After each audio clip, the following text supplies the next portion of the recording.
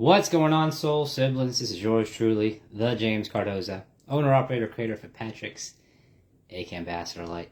Back at it again, doing what I do, reading from the Bible and the Daily Stoic. July 27th. Today we're reading from John 7:1 to John 7:31. What I'm reading for you is a couple of different verses within that. 7:13 first. But no one had the courage to speak favorably about him in public, for they were afraid of getting in trouble with the Jewish leaders. Everyone was talking about Jesus, but when it came time to speak up for him in public, no one said a word. All were afraid. Fear can stifle our witness. Although many people talk about Christ in church, when it comes to making a public statement about their faith, they are often embarrassed. Jesus says that he will acknowledge us before God if we acknowledge him before others. Be courageous. Speak up for Christ. We spoke about this in church today. I wish I could regurgitate what the pastor said. It was a great sermon. If you'd like to hear more of what he said, it was posted on Instagram for Gospel Community Church, Winchester. It was a really good service. So, if you're interested in learning more, check that out. Also, John 16 through 18. So Jesus told them, "My message is not my own. It comes from God who sent me.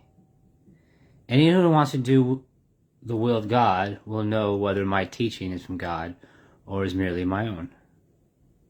Those who speak for themselves want glory only for themselves, but a person who seeks to honor the one who sent him speaks truth, not lies. Those who attempt to know God will and do it. Those who attempt to know God's will and do it will know intuitively that Jesus was telling the truth about himself. Have you ever listened to religious speakers and wonder if they were telling the truth? Test them. Their words should agree with, not contradict, the Bible. The words should point to God and his will, not to themselves." The Daily Stoic, July 27th. Man, we are making it through the year, guys. We began this journey January 1st. Where is anything better? Indeed, if you find anything in human life better than justice, truth, self-control, courage, in short, anything better than the sufficiency of your own mind, which keeps you acting according to the demands of true reason, and accepting that fate gives you outside of your own power of choice, I tell you, if you can see anything better than this, turn to it heart and soul, and take full advantage of this great good you have found. Marcus Aurelius. We've all chased things we thought would matter.